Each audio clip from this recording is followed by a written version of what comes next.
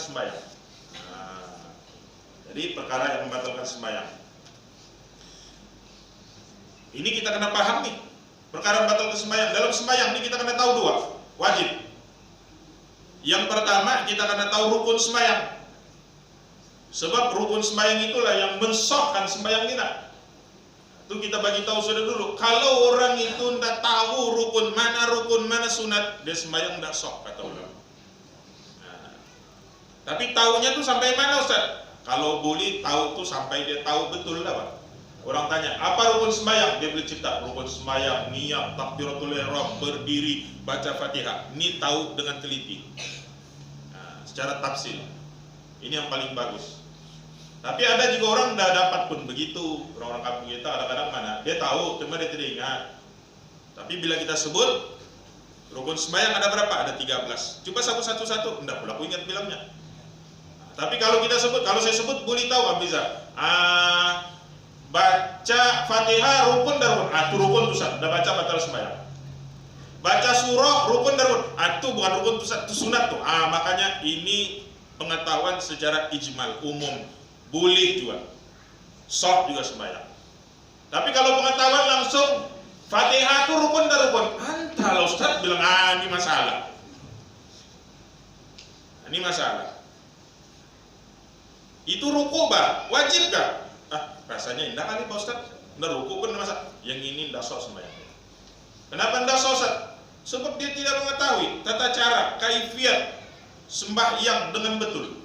Ini yang orang bilang sembahyang main tingu-tingu tapi mana ada di sini kan di masjid kita kalau ada ini malui terlampau juga rasanya tidak ada lah yang begini. Yang ada nih mungkin lah yang pertama budak-budak, kemudian yang kedua mu'alaf.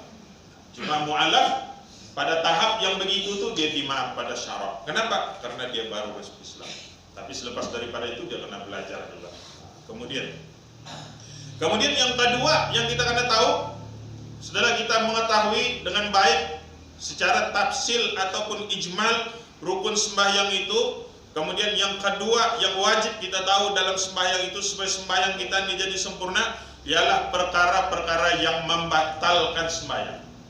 Kenapa kita kena tahu perkara yang batal? Supaya kita tahu bila kita sembahyang benda ini tidak boleh dibuat. Kalau kita buat nanti batal sembahyang. Jadi kalau kita tidak tahu nanti kita buat. Kita menyangkakan sembahyang kita sah, padahal sembahyang kita sudah pun batal. Kenapa berlaku begitu? Sebab dia tidak tahu. Nah, jadi kita perlu paham. Kalau yang sunat-sunat itu tidak tahu, tidak masalah lagi. Sebab sunatnya, lagi pun otomatis lah bantu. Kalau bukan rukun sunat lah. Jadi jangan tanya lagi, Ustaz angkat takbir itu sunat wajib. Nah, jangan tanya itu kalau begitu itu karena belajar balik. Itu karena belajar balik. Jadi insya Allah perkara yang membatalkan sembahyang. Maka ulama menyebutkan salat seseorang itu batal apabila dia melakukan salah satu daripada perkara-perkara yang akan kita sebutkan nanti. Yang pertama, batal sembahyang apabila orang itu berkata-kata dengan sengaja ketika dia sembahyang. Tapi kita perlu ingatlah, dalam sembahyang itu pun ada juga berkata-kata. Kalau tidak berkata-kata, mana ada namanya rukun qauli. Jadi kita kena paham. Kalau perkataan itu perkataan yang dibenarkan di dalam sembahyang, tidak ada masalah. Maknanya yang membatalkan sembahyang ialah kata-kata yang lain selain daripada Al-Quran, zikir dan doa. Makanya selain yang disuruh lah. Seperti contoh hadis Nabi SAW daripada Zaid bin Arqam. Dulu itu sahabat dia kata, Zaid bagi tahu kami ini sembahyang boleh cerita-cerita. Angkat takbir, Allahu Akbar. Bus, tadi kopi di rumah tuh buka di diwan. Dia boleh bercerita gitu. Tuh hadis tuh, boleh. Tapi itu mula-mula lah, mula-mula. Kami ini kata Zaid Arqam pernah dalam sembahyang itu bercerita, berbual sesama kami, cerita kabar. Seseorang daripada kami bercakap, rakanya lagi. Sahabat tuh, sahabat Nabi itu boleh bercerita lagi dengan sahabat yang lain tentang keperluan. Masuk sudah beri, bercerita biasa. Nah, sambil sembahyang. Nah, kemudian itu barulah. Kenapa kita berkata-kata bercerita tuh? Zaman sahabat boleh, tapi lepas itu kenapa tidak boleh Ustaz? Nah, itu masa mula-mula perintah sembahyang. Baru belajar. Sebab itu kalau budak kecil yang belum balik, kita sembahyang, dorang cerita di belakang, biarlah Bang. Janganlah dimarah. Ini tidak kalau lagi. Budak-budak pulang kamu ngacau ya, biarlah Bang. Inilah hadis ini. Tidak tahu. Kalau yang bapak budak bercerita, itu masalah, itu patut dialau. Biarlah dorang. Jadi masa mula-mula sahabat itu baru belajar sembahyang, dorang bercerita. Tapi bila sudah paham, pandai, barulah kata Zaid bin Arqam turun ayat daripada ayat Al-Quran, hafizu ala salawati was salatil wusta wa qumu lillahi qanitin.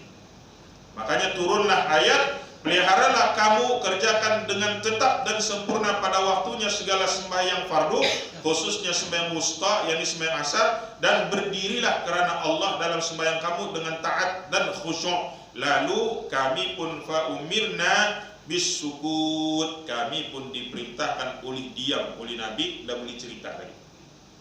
Nah, makanya selepas turun ayat itu tidak boleh sudah bercakap, tidak boleh sudah bersimbang. Makanya kita nih kena paham.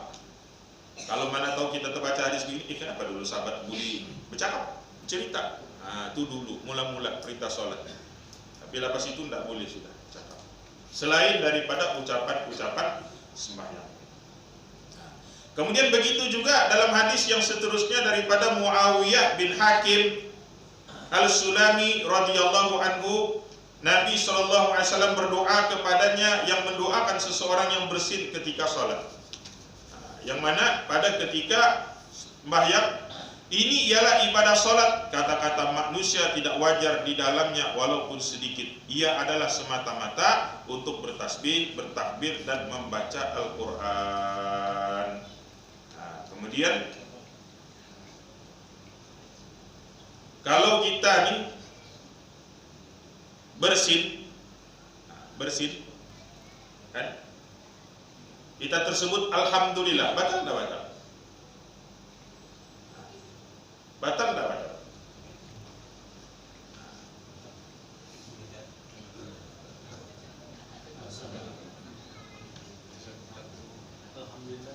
Batal tidak batal? Jawaban dia tidak batal. Jawaban dia tidak batal. Kita bersin, alhamdulillah. Kenapa tidak batal? Sebab alhamdulillah itu perkataan zikir. So itu kita bagi tahu tadi. Makanya zikir masih sebahagian daripada bacaan sembahyang. Sebab itu dalam hadis ini ialah ibadat sholat. Kata-kata manusia tidak wajar di dalamnya, kata Nabi, walaupun sedikit. Kata-kata manusia tidak boleh di dalamnya walaupun sedikit, kata Nabi. Kemudian Nabi sambung, ia adalah semata-mata untuk bertasbih, bertakbir dan membaca Quran. Alhamdulillah sebahagian daripada zikir. Sebab itu kalau kita tuh bersin, ucap alhamdulillah, tidak batal sembahyang. Tapi kata ulama, sungguh pun tidak batal sembahyang pada ketika ucapan alhamdulillah hendaklah dia niatkan sebagai bacaan zikir. Kalau dia tidak niatkan, sebilangan ulama pula mengatakan tetap batal. Tapi kita ambil yang pertama. Tapi bila orang itu ucap alhamdulillah, kan kita biasa bila dengar orang bersin alhamdulillah, kita akan sebut, kita akan jawab yarhamkumullah. Yang jawab tuh batal tak batal?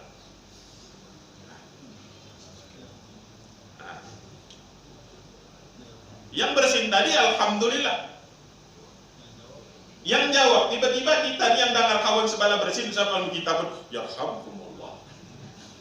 Kita yang dah bersin cuma kita cakap balas kepada yang alhamdulillah tadi itu, yarhamkumullah tuh. Batal enggak batal?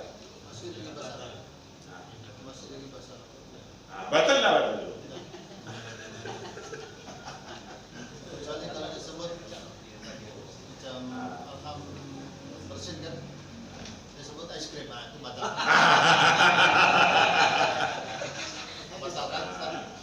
Makanya kalau sebut bersin alhamdulillah tidak batal. Tapi bila kita menjawab yarhamkumullah maka batal. Kenapa batal? Karena dikira kita sedang bercakap-cakap dengan orang. Karena yarhamkumullah adalah bentuk doa, kita mendoakan kepada dia semoga Allah merahmati kamu. Makanya seolah-olah kita bercakap sama dia betul. Mudah-mudahan Allah kasih rahmat kawan. Itu. Jadi itu yang batal. Kenapa batal? Karena seolah-olah kita sedang bercakap-cakap dengan dia. Nah, dia begitu. Boleh juga. Walaupun guna bahasa Arab juga. Dia bukan masalah bahasa Arab, ada bahasa Arab nih. Kemudian kata-kata yang dianggap membatalkan sholat ialah kata-kata. Sebab itu kalau ada orang bersin, janganlah kita terlampau alim pula. Nah, kita diam-diam aja lah Pak. Ya, kalau mau jawab nanti habis sembahyang. Sama aja Pak. Kalau kita berdalil dengan bahasa Arab, orang bagi salam kita boleh jawab. Assalamualaikum, waalaikumsalam. Dalam sembahyang. Boleh gak kita jawab salam dalam sembahyang? Boleh, tidak boleh. Batal sembahyang kita nanti. Nah, tidak apa betul bahasa Arab. Biar bahasa Arab. Jadi ini baru kita masuk lah. Itu hadis itu tadi lah. Kemudian itu untuk hadis itu untuk memberitahu kepada kita bahwa memang dalam sembahyang itu tidak boleh bercakap-cakap selain daripada perkataan sembahyang ataupun selain daripada yang dibenarkan.